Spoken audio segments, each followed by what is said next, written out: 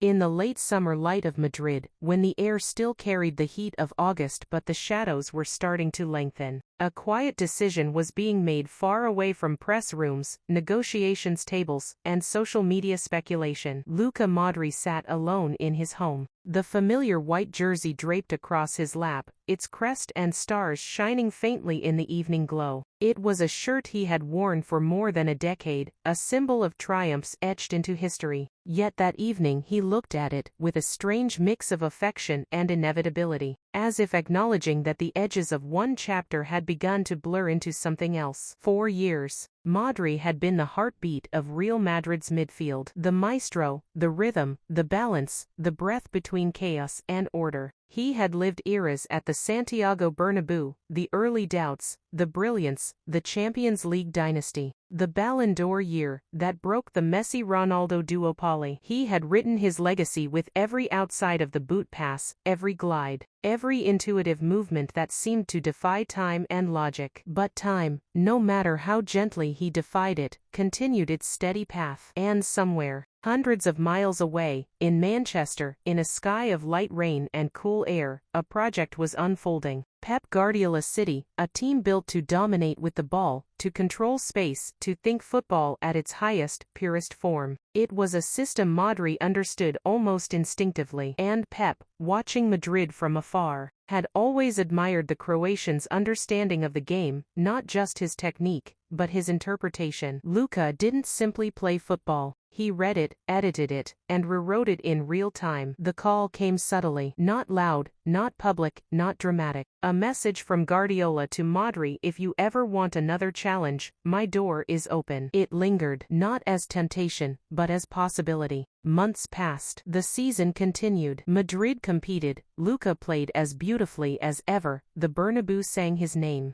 But something had shifted, not in his ability, but in his purpose. There is a moment in every great player's story where the battle is no longer against opponents, but against the memory of oneself. Luka had nothing left to prove. He had achieved everything, in Spain, in Europe, in the World Cup, in history. So the decision formed quietly: one last challenge, one last reinvention, one last dance. The morning after the Champions League quarter-final, Manchester felt different. The rain was soft instead of sharp. The city centre hummed with a steady glow. Conversations at cafes were lighter, filled with phrases like, "Did you see that pass?" and "He's unbelievable." Even now, children on playgrounds tried to mimic the outside of the boot assist, most of them sending the ball spinning wildly into fences. And yet, every one of them smiled, because football had shown them something elegant. Modrić walked quietly through the training grounds before the squad arrived, hands in his pockets, a light jacket against the Manchester breeze.